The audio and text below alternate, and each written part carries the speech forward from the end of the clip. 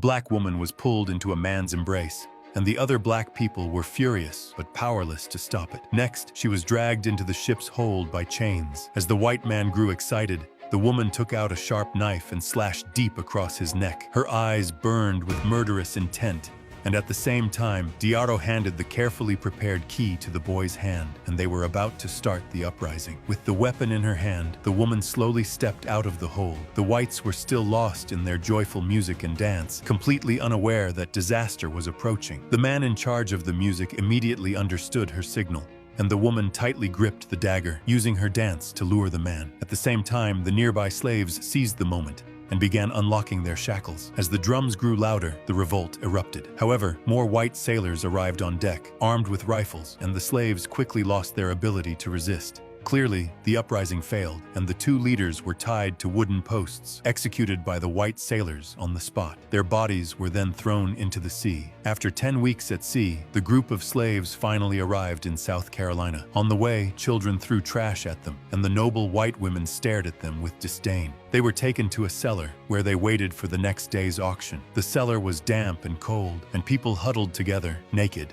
At this moment, the whites brought in leftovers, signaling that this was their food. The group rushed forward to grab whatever they could. The next day, the slaves were coated with lard, making their skin look shiny and smooth as they awaited the plantation owner's auction. What will happen to Diarra?